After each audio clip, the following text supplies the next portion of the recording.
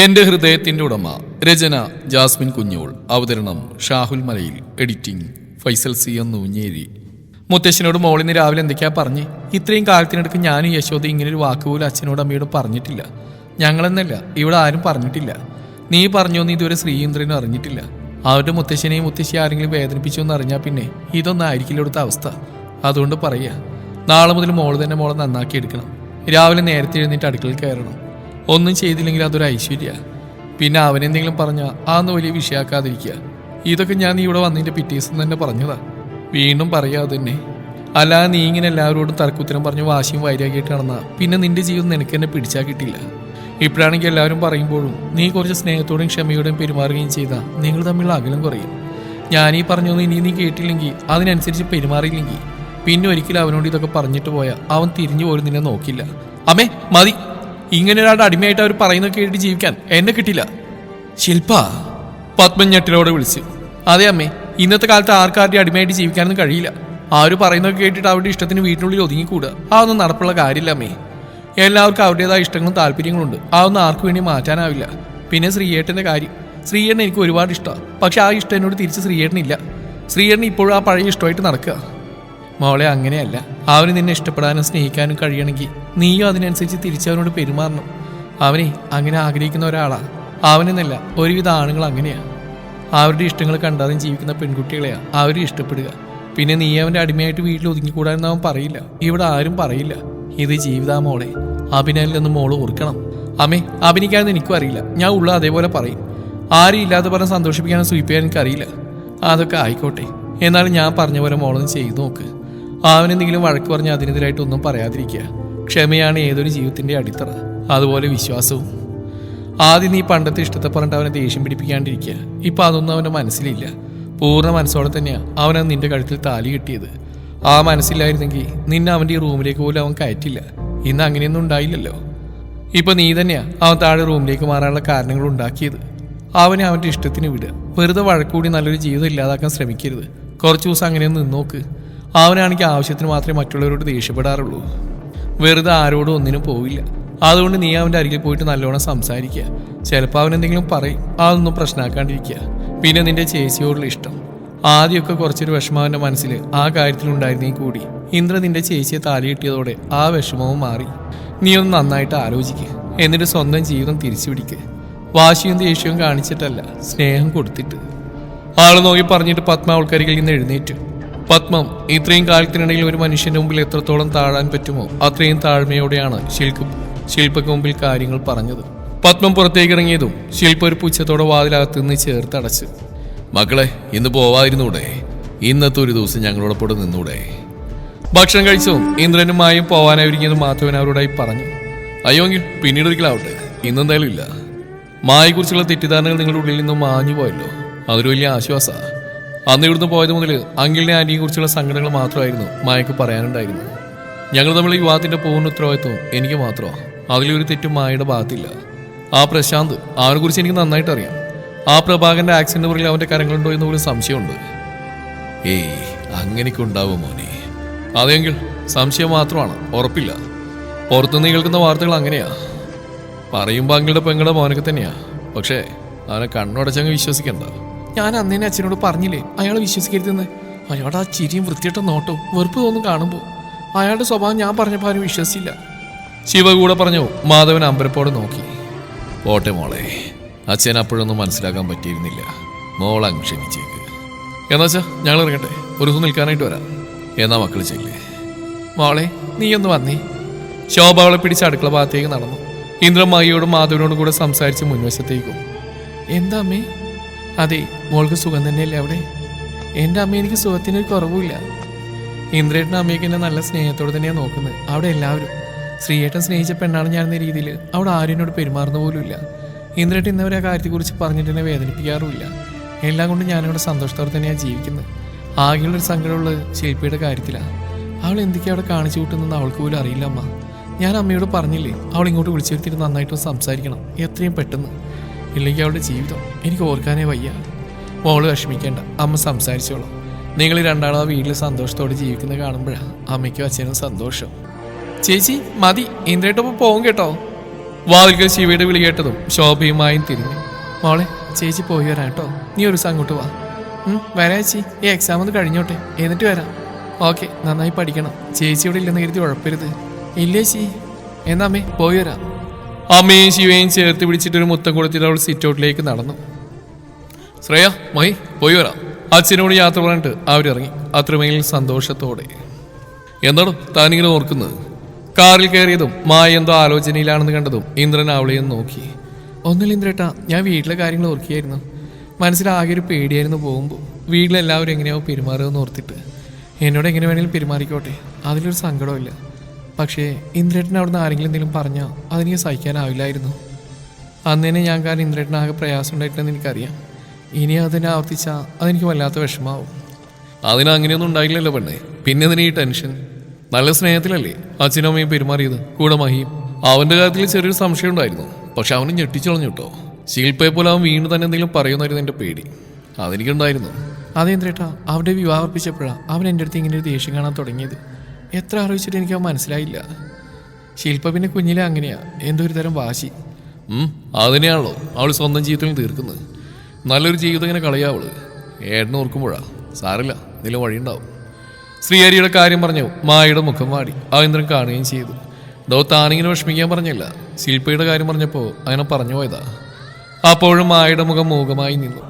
അത് കണ്ട് ഇന്ദ്രൻ ഒരിടത്ത് കാർ ഒതുക്കി നിർത്തി. വണ്ടി നിർത്തിയ കണ്ട് മായ ഇന്ദ്രനെ നോക്കി. അപ്പോഴാണ് തൻ്റെ ഭാഗത്തുള്ള തെറ്റുകൾക്ക് ബോധ്യമായത്. സോറി ഇന്ദ്രേട്ടാ, ഞാൻ അതിന് താനൊന്നും ചെയ്തില്ലല്ലോ. ഏട്ടൻ്റെ കാര്യത്തിൽ തൻ്റെ വിഷമം എനിക്ക് മനസ്സിലാവും. എന്നാലും തൻ്റെ മുഖമൊന്ന് വാടിയ എനിക്ക് വല്ലാത്ത പ്രയാസമാണ്. ഏട്ടൻ്റെയും ശില്പിയുടെയും കാര്യങ്ങൾ നമുക്ക് ശരിയാക്കാം. താനിങ്ങനെ അതൊക്കെ ഓർത്ത് വിഷമിക്കാണ്ടിരുന്നാൽ മതി. ഇല്ലെന്ദ്രേട്ടാ, എനിക്ക് വിഷമമൊന്നുമില്ല. മതി, പോവാം. ആളൊന്ന് മൂളി. ഡ്രൈവിങ്ങിനിടയിൽ ഇന്ദ്രൻ അവളെ ഒളികണ്ണാലൊന്ന് നോക്കി. ആളുടെ വലത് കൈ പതിയെ പിടിച്ചു. ആദ്യം അവളും ഞെട്ടിയെങ്കിലും പിന്നീട് അവളുടെ മുഖത്ത് മനോഹരമായൊരു പുഞ്ചിരി വിരിഞ്ഞു. അവൻ്റെ മുഖത്തേക്ക് നോക്കാനാവാതെ അവൾ മുന്നിലേക്ക് തന്നെ നോക്കിയിരുന്നു. അതോടൊപ്പം തൻ്റെ കൈകൾ പിടിച്ച ആ കൈകളിലൊന്ന് അമർത്തി പിടിച്ച് അവൻ്റെ തോളിലേക്ക് ചാഞ്ഞു. ആ സമയം ഇന്ദ്രന്റെ ഹൃദയം അവളോടുള്ള സ്നേഹത്തിന്റെ ചൂടിൽ ലയിച്ചു പോയി. അവളെ തന്നിലേക്ക് കൂടുതൽ കൂടുതൽ ചേർത്ത് പിടിക്കാൻ അവൻ്റെ ഉള്ളം തുടിച്ചു. മായയും അതേ അവസ്ഥയിലായിരുന്നു. അവൻ്റെ സാന്നിധ്യം അറിയുമ്പോൾ സന്തോഷത്താൽ ഉരുകിയൊലിക്കുന്ന മനസ്സ്, അരികിലില്ലാത്തപ്പോൾ ഹൃദയത്തിൽ വല്ലാത്തൊരു ശൂന്യത. അതൊക്കെയായിരുന്നു അവളുടെ ഇപ്പോഴത്തെ അവസ്ഥ. കാരണം അവൻ്റെ പ്രണയം കുറച്ച് ദിവസങ്ങളായിട്ട് അവൾ പൂർണ്ണ മനസ്സോടെ ഏറ്റെടുത്ത് കഴിഞ്ഞിരുന്നു. ഇനി ആർക്കും വിട്ടുകൊടുക്കാനാവില്ലെന്ന ഉറപ്പിനാൽ. എന്നാൽ ഇത്ര നേരമായിട്ട് അവരെവിടെ? ഇതുവരെ വന്നില്ലല്ലോ. ഇനി അച്ഛനും അമ്മയും ഒരു വീട്ടിൽ കയറ്റിയോ? ഒരു വിവരം അറിഞ്ഞില്ലല്ലോ. ശില്പാകെ ആലോചനയിലായിരുന്നു. അവൾ ടെൻഷനോടെ റൂമിൽ അങ്ങോട്ടും ഇങ്ങോട്ടും നടന്നു. ശ്രേയെന്ന് വിളിച്ചു നോക്കിയാലോ? അല്ലെ വേണ്ട, ആളിപ്പോൾ കുറച്ച് നാളായിട്ട് ഇടഞ്ഞോട്ട. വെറുതെ ഓരോന്ന് ചോദിച്ച് നാണം കിടണ്ട. അമ്മയെയും വിളിക്കാൻ പറ്റില്ല. അമ്മയ്ക്കിപ്പോൾ ചേച്ചിയോട് കുറച്ചൊരു അലിവ് വന്നിട്ടുണ്ട്. മാഹിയേട്ടനെ വിളിക്കാം, അതാ നല്ലത്. ഫോൺ എടുത്ത് ശില്പമായി വിളിച്ചു. പക്ഷെ ഫോൺ റിങ് ചെയ്തൊന്നുമില്ലാതെ അപ്പുറത്ത് കോൾ അറ്റൻഡ് ചെയ്തിട്ടുണ്ടായിരുന്നില്ല. അച്ഛൻ വിളിച്ചാലോ? അച്ഛനെ വിളിക്കാനായിട്ട് അച്ഛൻ്റെ നമ്പർ ഡയൽ ചെയ്തു. പുറത്തൊരു വണ്ടിയുടെ ഹോണടി അവളുടെ കാതിൽ പതിഞ്ഞു. ആഹാ, നിങ്ങൾ എത്തിയോ? ഇന്ന് അവിടെ തങ്ങിക്കൂടായിരുന്നോ? കാറിൽ നിന്നിറങ്ങി മായേന്ദ്രന് ഹാളിലേക്ക് വന്നു. യശോദ അങ്ങോട്ട് വന്നിട്ട് ചോദിച്ചു. നിൽക്കായിരുന്നു, അവരൊരുപാട് നിർബന്ധിച്ചാ, പിന്നെ വരാന്ന് പറഞ്ഞിട്ട് പോന്നു. എങ്ങനെയാ മക്കളെ അവിടുത്തെ അവസ്ഥ? മോളോടുള്ള പെരുമാറ്റമൊക്കെ എങ്ങനെയാപ്പോ? അതൊക്കെ മാറിയമേ, ഇപ്പോൾ ഒരു കുഴപ്പമില്ല. എല്ലാവരും നല്ല സ്നേഹത്തിൽ അങ്ങോട്ട് പെരുമാറിയത്. പിന്നെ ശ്രേയമോൾ ആകത്തിനേക്കാൾ സന്തോഷവതിയായിപ്പോൾ ആ വീട്ടിൽ. അത് കണ്ടപ്പോഴെന്നെ മനസ്സറിഞ്ഞു. ഇന്ദ്രൻ സന്തോഷത്തോടെ വാതോരാതെ മായയുടെ വീട്ടിലെ വിശേഷങ്ങൾ പറയവെയാണ് പത്മ റൂമിൽ നിന്ന് ഇറങ്ങി വന്നത്. മുകളിൽ നിന്ന് ശില്പി ഇറങ്ങി വരുന്നുണ്ടായിരുന്നു. നിങ്ങൾ അവിടെ പോയതായിരുന്നോ? അതേ വില്യമേ, എല്ലാവരെയും കണ്ടു. മായി പാളാകെ മാറിയിരിക്കുന്നു. ശ്രേയമോളെ നന്നായിട്ടാ അവനുൾപ്പെടെ എല്ലാവരും നോക്കുന്നത്. ആ ശ്രേയമോടെ മുഖത്ത് കാണാനുണ്ട്. അവളെങ്കിലും സന്തോഷത്തോടെ ജീവിക്കട്ടെ. എൻ്റെ മോന്, അവനെന്നാണ് ഇനി സന്തോഷം? പത്മം പറഞ്ഞിട്ട് ഒരു നെടുവീർപ്പിനാൽ അകത്തേക്ക് വലിഞ്ഞു. ശില്പയുടെ മുഖം ദേഷ്യം കൊണ്ട് മുറുകി. മായും ഇന്ദ്രനും വേദനയോടെ പരസ്പരം നോക്കി. ആ നിമിഷം മായയുടെ കണ്ണുകൾ ശില്പയ്ക്ക് നേരെ തിരിഞ്ഞു. ആ നോട്ടം മൈൻഡാക്കാതെ ശില്പയും റൂമിലേക്ക് കയറിപ്പോയി. എന്നാ നിങ്ങൾ പോയി ഡ്രസ്സ് മാറി വാ, ഭക്ഷണം എടുക്കാം. വേണമേ, ഞങ്ങൾ കഴിച്ചിട്ടാ വന്നത്. അല്ലമ്മേ, ഏട്ടനെത്തിയില്ലേ? എത്തി. അവൻ കഴിച്ചിട്ട് കിടന്നു. എന്നാ താൻ ചെല്ല്, ഞാൻ ഏട്ടനെന്ന് കണ്ടിട്ട് വരാം. മായയോട് പറഞ്ഞിട്ട് ഇന്ദ്രൻ ശ്രീഹരിയുടെ റൂമിന് നേരെ നടന്നു. അതേസമയം ഭക്ഷണം കഴിച്ച് റൂമിലെത്തിയ ശ്രീഹരി ഫ്രഷായി വന്നിട്ട് ബെഡിന്റെ കോർണറിൽ തലയിണ ചാരി വെച്ച ആലോചനയിലായിരുന്നു. ഓരോ ദിവസം കഴിയുന്തോറും അവന്റെ മനസ്സാ കൈവിട്ട് പോയിക്കൊണ്ടിരിക്കുകയായിരുന്നു. എന്തായിരിക്കും തന്റെ ജീവിതം മാത്രം ഇങ്ങനെയായത് എന്ന ചിന്ത അവനെ ആകെ തളർത്തി. മായ കൈവിട്ടുപോയ തന്റെ പ്രണയം അല്ല, ഉള്ളിലെ ചതികൾ അറിയാൻ ശ്രമിക്കാതെ താനായിട്ട് നഷ്ടപ്പെടുത്തിയ പ്രണയം. ഒരിക്കൽ തന്നെ പിറന്നാളിനോടനുബന്ധിച്ച് അമ്മയോടൊപ്പം അമ്പലത്തിൽ പോയപ്പോൾ ആ തിരുനടയിൽ വെച്ച് കണ്ടുമുട്ടിയ കൊച്ചു സുന്ദരി. ഇരുനിറമാണെങ്കിലും കരിമഷി കണ്ണാൽ തിളങ്ങുന്ന ആ കണ്ണുകൾ, നീണ്ട ഇടതൂർന്ന മുടി പിന്നിലേക്ക് വിടർത്തിയിട്ടിരിക്കുന്നു. കൂടെ അമ്മയാണെന്ന് തോന്നുന്നു. അവരോടൊപ്പം പ്രാർത്ഥിച്ച് തിരുമേനിയുടെ കയ്യിൽ നിന്ന് പ്രസാദവും വാങ്ങി പുഞ്ചിരിച്ചുകൊണ്ട് നടന്നകലുന്ന ഒരു ശാലീന സുന്ദരി. ആദ്യ കാഴ്ചയിൽ തന്നെ അവൾ നെഞ്ചിലൊരു കുളിര് തീർത്തിരുന്നു. പിന്നെ പലപ്പോഴും പലയിടത്തും കണ്ടു. ആരാണെന്നോ എവിടെയാണെന്നോ പേരെന്താണെന്നോ അറിയാതെ കുറേ നാളുകൾ. വല്ലപ്പോഴും അമ്പലത്തിൽ പോയിരുന്ന താൻ അന്നു മുതൽ അമ്പലത്തിലെ നിത്യ സന്ദർശകനായി. അങ്ങനെ ഇരിക്കെ ഒരിക്കൽ അമ്പലത്തിൽ പോയപ്പോഴാണ് അവൾ തന്റെ ഓഫീസിൽ ജോലി ചെയ്യുന്ന മാധവനങ്ങളുടെ മകളാണെന്ന് അറിയുന്നത്. അങ്കിൽ തന്റെ അരികിലേക്ക് പുഞ്ചിരിയോടെ വന്ന് സംസാരിക്കുമ്പോൾ ഇത് തന്റെ മോളാണെന്ന് പരിചയപ്പെടുത്തിയതും ഇന്നലെ കഴിഞ്ഞതുപോലെ. അങ്കിളിന്റെ മകളാണെന്ന് പറഞ്ഞാൽ പിന്നെ മനസ്സാകെ തുള്ളിച്ചാടുകയായിരുന്നു. പിന്നെയും പലപ്പോഴും ആ നടയിൽ കണ്ണുമുട്ടി. ഉള്ളിലെ ഇഷ്ടം പറയാൻ എന്തോ ഒരു ധൈര്യക്കുറവ്. അങ്ങനെ ഒരു നാൾ വരുന്നവരട്ടെ എന്ന് മനസ്സിൽ കരുതി ആ നടയിൽ നിന്ന് തന്നെ ഇഷ്ടം പറഞ്ഞു. ആ സമയം ആ കണ്ണുകളിൽ തെളിഞ്ഞ പതർച്ച, തിരിച്ചൊന്നും പറയാതെ ആ ചുണ്ടിൽ വിരിഞ്ഞ പുഞ്ചിരി, അതായിരുന്നു തുടക്കം. പിന്നെ അങ്ങോട്ട് മനസ്സിനാൽ കോർത്തു വെച്ച ഒരു പ്രണയം അവൾ എന്ന പെണ്ണിനെ താങ്ങായി, തണലായി, കാവലായി. പതിയെ പതിയെ അച്ഛനും അമ്മയും വീട്ടുകാരും അറിഞ്ഞു. നാട്ടിലും ചെറുതായിട്ട് അറിഞ്ഞു. അമ്മയ്ക്ക് കുറച്ചൊരു താല്പര്യക്കുറവുണ്ടായിരുന്നെങ്കിലും മറ്റാർക്കും അതിൽ പ്രശ്നമുള്ളതായി കണ്ടില്ല.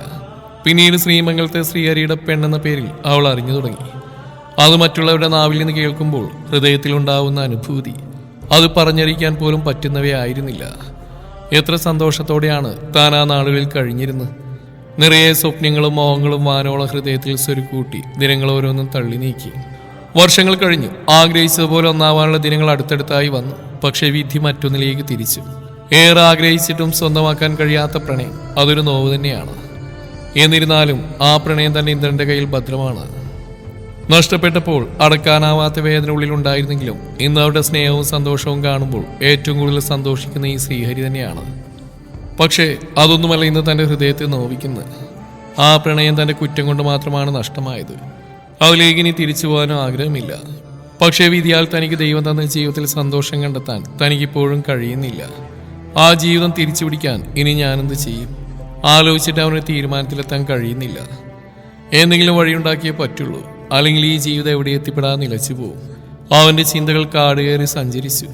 അവന്റെ മിഴികളിൽ നിന്ന് കണ്ണുനീർ ചാലിട്ടൊഴുകി. ഏട്ടാ! വാതിലിന് തട്ടിക്കൊണ്ട് പുറത്തുനിന്ന് ഇന്ദ്രന്റെ ശബ്ദം കേട്ടതും അവൻ കണ്ണുകൾ അമർത്തി തുടച്ച് ബെഡിൽ നിന്ന് എഴുന്നേറ്റു. തുറന്നോടാ, ലോക്കല്ല. അത് കേട്ടതും ഇന്ദ്രൻ വാതിൽ തുറന്ന ശ്രീഹരിക്ക് ഒരു പുഞ്ചിരി നൽകി അവനരികിൽ ബെഡിലിരുന്നു. എന്തേട്ടാ മുഖമൊക്കെ വല്ലാണ്ട്? എന്തെങ്കിലും ടെൻഷൻ? ശ്രീഹരി ഇന്ദ്രനെ നോക്കിയൊന്ന് പുഞ്ചിരിച്ചു. അതിലെല്ലാം ഉണ്ടായിരുന്നു. സോറി ഏട്ടാ, ഇത്രയും ടെൻഷൻ ഹൃദയത്തിൽ വെച്ചിട്ട് പുറത്ത് ഹാപ്പിയായിട്ട് ജീവിക്കുന്ന എൻ്റെ ഏട്ടൻ എന്താ ടെൻഷൻ ചോദിക്കുന്ന എന്നെ വേണം തല്ലാൻ? പോടാ, അങ്ങനെയൊന്നുമില്ല. നിങ്ങളൊക്കെ ഹാപ്പിയാണല്ലോ. അതിൽ തന്നെ ഞാൻ ഹാപ്പിയല്ലേ? സന്തോഷം. അതെനിക്കറിയാലോ ഏട്ടാ. അല്ലേട്ടാ, ശില്പിയുടെ കാര്യം എന്താ ചെയ്യുക? എനിക്കറിയില്ലടാ. അവിടെ കാര്യം ഓർക്കുമ്പോൾ തന്നെ ഭ്രാന്ത് പിടിക്കുക. സിത്തുവിൻ്റെ വരെ കൊണ്ടൊന്നും കാര്യമില്ലാന്ന് തോന്നുന്നത്. ഇന്ന് സിത്തുവിൻ്റെ കൂടെ വന്നപ്പോൾ എന്തെങ്കിലും മാറ്റം ഉണ്ടാവുന്ന കരുതി. പക്ഷെ ഇന്ന് നമ്മൾ പോയതിനു ശേഷം അവൾ പുറത്തെവിടെയോ പോയിട്ടുണ്ട്. അങ്ങനെ സംഭവം ഉണ്ടായിട്ടുണ്ടോ? അതേടാ, സിത്തു പറഞ്ഞു. ഞാനെന്തെങ്കിലും ചെയ്യുന്ന കാണുമ്പോൾ അവളുടെ മനസ്സിൽ സങ്കടമല്ല, വാശിയാണ് ഉണ്ടാകുന്നത്. ആ വാശി കൂടുമ്പോഴാണ് അവളിങ്ങനെ പുറത്തേക്ക് പോകുന്നത്. അതും ആ തിണ്ടിയെ കാണാൻ തന്നെയാവും. ഇതിങ്ങനെ വിട്ടാൽ ശരിയാവില്ലല്ലോ ഏട്ടാ. അതേടാ, എന്തെങ്കിലും ഒരു പരിഹാരം ഉണ്ടാക്കണം. എന്താ നമുക്ക് ചെയ്യുക? വഴി ഉണ്ടാക്കേട്ടാ. ഞാൻ നാളെ അങ്കിളിനെ കണ്ട് സംസാരിക്കട്ടെ. ഈ വീട്ടിൽ ആര് പറഞ്ഞിട്ട് കാര്യമില്ലെങ്കിൽ അവളുടെ അച്ഛനമ്മയും പറയട്ടെ. അതൊരു നല്ല കാര്യമാണ്. മായ പറഞ്ഞാൽ പോലും അവൾക്ക് പുച്ഛമായിരിക്കും. സാറില്ല, ഏട്ടൻ വിഷമിക്കണ്ട. എത്രയും പെട്ടെന്ന് തീരുമാനം ഉണ്ടാക്കണം. നാളെ അങ്കിളിനോട് സംസാരിക്കട്ടെ. ഓക്കേടാ, എന്നീ പോയി കിടന്നു. അവിടെ വീട്ടിൽ പോയിട്ട് പ്രശ്നമൊന്നുമില്ലല്ലോ? ഇല്ല ഏട്ടാ, എല്ലാം ശാന്തം. എന്നാ നീ ചെല്ല്. ഇന്ദ്രൻ മനസ്സാകെ ഒരു സങ്കടം വന്നിറഞ്ഞു. ഏട്ടനെ ഒന്ന് ചേർത്ത് പിടിച്ചിട്ട് അവൻ വാതിലടച്ച് പുറത്തേക്ക് കടന്നു. ശ്രീഹരി നെടുവീർപ്പോടെ ബെഡിലേക്ക് ചാഞ്ഞു. എന്നാലും അച്ഛനും അമ്മയ്ക്കിത് എന്തു പറ്റി? ഇങ്ങനെയൊരു മകളില്ലെന്ന് പറഞ്ഞ് വീട്ടിൽ പോലും കയറാൻ സമ്മതിക്കാൻ പുറത്താക്കിയിട്ട് ഇപ്പം എങ്ങനെ അവിടെ മനസ്സ് മാറി? വല്ലാത്ത കഷ്ടം തന്നെ. മായ വീട്ടുകാരൻ നല്ല രീതിയിൽ സ്വീകരിച്ചു എന്നറിഞ്ഞു. ശില്പിയുടെ ഹൃദയം ദേഷ്യത്തിൽ കത്തിയൊലിച്ചു. ഇതിങ്ങനെ വിട്ടാൽ ശരിയാവില്ല. അങ്ങനെ അവർ സന്തോഷിക്കേണ്ട. അത് ഞാൻ സമ്മതിക്കില്ല. ആളുടെ മുഖം കോപത്താൽ ജ്വലിച്ചു. ഓരോന്നോർത്ത് അവളുടെ മുഖം മുറുകിക്കൊണ്ടിരുന്നു. പെട്ടെന്ന് അവളുടെ ഫോൺ ശബ്ദിച്ചു. നോക്കുമ്പോൾ മഹി. ആൾ വെറുപ്പോടെ കോള് കട്ട് ചെയ്തു. വേണ്ട, ഈ കോൾ അറ്റൻഡ് ചെയ്ത കേൾക്കുന്ന വാർത്തകൾ അത്ര സുഖമുള്ളതാവില്ല. മൂത്ത പെങ്ങളുടെ നന്മറയിലാവും അവൻ്റെ വായിന്ന് വരിക. അത് തന്നെ മനസ്സിനെ കൂടുതൽ ചൂടെടുപ്പിക്കും. അതുകൊണ്ട് തൽക്കാലം വേണ്ട. അപ്പം നിന്റെ ആഗ്രഹം ആള് നിന്റെ വഴി കൊണ്ടുവരാനാണ്. പ്രശാന്ത് ശാന്തയോടെ യാത്ര വേണ്ടി മുറ്റത്തേക്ക് ഇറങ്ങിയതും അവന് പിന്നാലെ അവള് ഇറങ്ങി. ഞാൻ ചോദിച്ചത് നീ കേട്ടില്ലേ? എന്താടി? അല്ല, ആള് നിന്റെ വരുതി കൊണ്ടുവരാനുള്ള പ്ലാനിങ് ആണോ? അതാണ് നിന്റെ മനസ്സിലിപ്പോ? ആണെങ്കിൽ അവൻ അവൾക്ക് നേരെ തിരിഞ്ഞു. ആണെങ്കിൽ ഒന്നുമില്ല. പിന്നെ എനിക്ക് നിന്റെ മനസ്സിൽ എന്തായിരിക്കും സ്ഥാനം? നീ എന്നെ മറക്കുവോ? അതല്ലെങ്കിൽ മതി. പ്രശാന്ത് ശാന്തിക്ക് നേരെ കൈകൾ ഉയർത്തി തടഞ്ഞു. ഇനി താൻ കൂടുതലൊന്നും പറയണ്ട. നിനക്ക് ഇന്നുള്ള സ്ഥാനം എന്നും ഉണ്ടാവും. അത് ആരൊക്കെ ജീവിതത്തിൽ വന്നാലും അതിൽ കൂടുതലൊന്നും താനും ചിന്തിക്കണ്ട. പിന്നെ അമ്മയുടെ കണ്ണിപ്പൊടിയുടെ ഒരുപാട് വേണം. നിന്നെ ഇപ്പം അങ്ങോട്ട് കൊണ്ടുവരില്ല. അമ്മ ഒരിക്കലും സമ്മതിക്കില്ല. നീ ആണെങ്കിൽ വരികയില്ല. പിന്നെ ഞാനെന്ത് ചെയ്യും? അവളെങ്കിൽ അവള്. മറ്റവന് വലിയ ജോലിയും പത്രാസം ഉണ്ടായിട്ട് എന്താ കാര്യം? കെട്ടിയവളുടെ ആഗ്രഹം തീർക്കാൻ കേൾപ്പില്ല. അതവളുടെ കുറ്റാണോ? എന്നാലും എന്നാലും ഇല്ല. താൻ വാതിൽ ചേർക്കാൻ നോക്ക്. നാളെ കാണാം. അതും പറഞ്ഞിട്ട് പ്രശാന്ത് തന്റെ ബൈക്കെടുത്ത് ഗേറ്റ് കടന്നു പോയി. ശാന്ത വല്ലാത്തൊരു ആശങ്കയോടെ കുറച്ച് സമയം അവൻ പോയ വഴിയെ നോക്കി ശേഷം അകത്തേക്ക് കയറി വാതിലടച്ചു. പ്രശാന്ത് വീട്ടിലേക്കുള്ള വഴി തിരിയുമ്പോഴാണ് അവന്റെ ഫോൺ ശബ്ദിച്ച്. നോക്കുമ്പോൾ ശില്പ ഉള്ളിൽ നുരഞ്ഞു പൊന്തുന്ന വശ്യ ചിരിയോടെ അവൻ കോൾ അറ്റൻഡ് ചെയ്ത് ചെവിയോട് ചേർത്തു. ഇന്ദ്രൻ റൂമിലേക്ക് ചെല്ലുമ്പോൾ മായ എന്തോ ആലോചനയിൽ ബെഡിലിരിക്കുകയായിരുന്നു. എന്തോ ആഴമേറിയ ചിന്തയിലാണ് അവൾ. താൻ റൂമിലേക്ക് വന്നതെന്ന് അവൾ അറിഞ്ഞിട്ട് പോലുമില്ല. ഇന്ദ്രൻ ഒന്ന് പുഞ്ചിരിച്ചിട്ട് വാതിൽ ലോക്ക് ചെയ്ത് ഷർട്ട് അഴിച്ചു മാറ്റിയിട്ട് ബാത്ത് ടവലെടുത്ത് ബാത്റൂമിലേക്ക് കടന്നു. ഒന്ന് ഫ്രഷായി വന്നപ്പോഴും മായ ആ ഇരിപ്പ് തന്നെ. അവനൊരു സംശയത്തോടെ ടവലാൽ മുഖമൊന്ന് തുടച്ചിട്ട് അവൾക്കരികിൽ വന്നിരുന്നു. മൃദുവായ അവളുടെ കൈകളിൽ മെല്ലെ അവന്റെ കൈകളിലെ തണുപ്പറിഞ്ഞതും അവൾ ഞെട്ടിത്തിരിഞ്ഞു. എന്താണോ തനിക്കെന്താ പറ്റിയത്? എന്തിനാ ഈ കണ്ണുകളിങ്ങനെ നിറയുന്നത്? തന്റെ ചോദ്യത്തിന് മറുപടിയൊന്നും പറയാതെ തന്നെ ഉറ്റുനോക്കുന്ന അവളുടെ മിഴികളിൽ ഉരുണ്ടുകൂടിയ കണ്ണുനീർ അവന്റെ ഹൃദയത്തിൽ വല്ലാത്തൊരു നോവ് പടർത്തി. ഡോ അവന് വാത്സല്യത്തോടെ അവളെ തന്നെ നേരെ തിരിച്ചിരുത്തി ഇരുതോളിലും കൈകൾ വെച്ച് അവളുടെ കണ്ണുകളിലേക്ക് സൂക്ഷിച്ച് നോക്കി. ആ നോട്ടത്തിൽ അവൻ അഭിമുഖീകരിക്കാൻ കഴിയാതെ അവൾ തലതാഴ്ത്തി. ആ സമയം അവൾക്ക് കണ്ണുനീരൊഴുക്കി കളയാൻ തന്റെ നെഞ്ച് താങ്ങായിട്ട് വേണമെന്ന് ഇന്ദ്രന് തോന്നിയതും വലത് കൈയാൽ അവളെ തന്നെ നെഞ്ചിലേക്ക് ചേർത്ത് പിടിച്ചു. ആ നെഞ്ചിന്റെ ചൂടിൽ അവൾ അവനിലേക്ക് പറ്റിച്ചേർന്ന് വിതുമ്പിക്കരഞ്ഞു. അവളുടെ ആ വേദന അവന്റെ ഹൃദയത്തെയും കീറി മുറിച്ചുകൊണ്ടിരുന്നു. ആ നിമിഷം ഇന്ദ്രന്റെ കണ്ണിൽ നിന്നൊരു തുള്ളി കണ്ണുനീർ അവളുടെ നെറുകിൽ വന്ന് പതിച്ചു. സോറി ഇന്ദ്രേട്ടാ. അല്പസമയം കഴിഞ്ഞതും അവന്റെ നെഞ്ചിൽ നിന്ന് പതുക്കെ തന്നെ മുഖമുയർത്തി മായ അവനെ വേദനയോടെ നോക്കി. ശ്രീയേട്ടന്റെ അമ്മ പറയുന്നത് കേട്ടപ്പോ ആകെ ഒരു സങ്കടം മനസ്സിൽ വന്നുപോയി. അറിഞ്ഞുകൊണ്ടല്ലെങ്കിലും ശ്രീയേട്ടന്റെ ജീവിതം ഇങ്ങനെയായി തീരാൻ ഞാനൊരു കാരണക്കാരി ആയിപ്പോയില്ലോ എന്ന് ഓർത്തപ്പോ സങ്കടം സഹിക്കാൻ കഴിഞ്ഞില്ല ഇന്ദ്രേട്ടാ. അതുകൊണ്ടാണ് ഞാൻ. എന്നോട് പൊറുക്കണേ. അവൾ ദയനീയമായി അവന്റെ മുമ്പിൽ കേണു. ഇന്ദ്രൻ മായ അലിവോടെ നോക്കി. കൊച്ചു കുഞ്ഞുങ്ങൾ എന്തെങ്കിലും തെറ്റ് ചെയ്തിട്ട് അത് ഏറ്റുപറയുന്ന പോലെയാണ് ഇന്ദ്രന് ആ സമയം തോന്നിയത്. പ്രായം ഇത്രയ്ക്ക് ആയിട്ടുണ്ടെങ്കിലും ഇപ്പോഴും കുഞ്ഞു പിള്ളയുടെ മനസ്സുപോലെ തോന്നിയവന്. സാറില്ല, തന്റെ മനസ്സ് മറ്റാരെക്കാളും കൂടുതൽ ഇപ്പം എനിക്കറിയാലോ. പിന്നെന്തിനാണോ ഇങ്ങനെയൊക്കെ പറയുന്നത്? അവന്റെ സംസാരം കേട്ട് മായ വീണ്ടും അവനെ നോക്കി. ഇങ്ങനെ നോക്കാതെ വേണേ, പോയി ഫ്രഷായി വാ, ഉറക്കം വന്നിട്ട് വയ്യ. അവളുടെ നോട്ടത്തെ നേടാനാവാതെ അവന്റെ ഹൃദയം പിടഞ്ഞതും കുറച്ചൊരു ഗൗരവ മുഖത്തണിഞ്ഞ് ഇന്ദ്രൻ കയ്യിലെ ടവൽ അവളെ തോളിലേക്ക് ഇട്ടിട്ടത്. നിശബ്ദമായൊരു സ്നേഹ നോട്ടം നൽകി ഇന്ദ്രൻ ബാൽക്കണിയിലേക്ക് നടന്നു. ഇന്ദ്രേട്ടാ എന്തോ പറയാനായി വാതുറന്നും അവളത് പകുതിക്ക് നിർത്തി. ഇന്ദ്രനോട് കിടക്കാനായി പറയാനായിരുന്നു അവൾ വിചാരിച്ചത്. പിന്നെ അത് അവനിൽ കൂടുതൽ സങ്കടം ഉണ്ടാക്കുമെന്ന് അവൾക്ക് മനസ്സിലായതും അതങ്ങ് പതുക്കി വെച്ച് നിർത്തി. പാവമാണ്, ഒരുപക്ഷെ ശ്രീയേട്ടനേക്കാൾ പാവം. ഞാൻ ആരാണെന്ന് എന്താണെന്ന് അറിഞ്ഞിട്ടും നിഴൽ പോലെ കൂടെ നടക്കുന്ന വലിയ മനസ്സിന്റെ ഉടമ. സ്വയം ഒരു കുറ്റപ്പെടുത്തലോ മറ്റാരാലും കുറ്റപ്പെടുത്താൻ അനുവദിക്കാതെ പൊതിഞ്ഞു പിടിച്ചിരിക്കുകയാണ് ആ ഹൃദയത്തിലേക്ക്. അതിനി അറിയാതെ പോയാൽ ദൈവം പോലും തന്നോട് ക്ഷമിക്കില്ല. അറിയണം ആ സ്നേഹത്തിന്റെ ചൂട് കൂടുതൽ കൂടുതൽ. കഴിഞ്ഞുപോയ വേദനകളിൽ നിന്ന് കരകയറിയേ പറ്റുള്ളൂ. ഇനിയും ആ സ്നേഹത്തിന്റെ ചൂടിൽ പിടയാൻ വയ്യ. മറക്കണം എല്ലാം. ആ ഒരു പ്രണയത്തിന്റെ ഒരു അംശം പോലും ഇനി തന്നിലേക്ക് പെയ്തിറങ്ങാൻ പാടില്ല. ആ നോവ് പേറി ഇനിയും എന്റെ ഇന്ദ്രേട്ടനെ കാണാതെ പോകരുത്. ഇന്ദ്രൻ പോയ വഴിയും നോക്കിയതും അവളുടെ ചുടികളിൽ ഒരു പുഞ്ചിരി വിടർന്നു. ഇന്ദ്രൻ തന്റെ തോളിലേക്കിട്ട ടവൽ കൈകളാൽ പൊതിഞ്ഞു പിടിച്ച് അവൾ ബാത്റൂമിലേക്ക് നടന്നു. തുടരും ഈ കഥയുടെ ബാക്കി ഭാഗം നാളെ ഇതേ സമയം.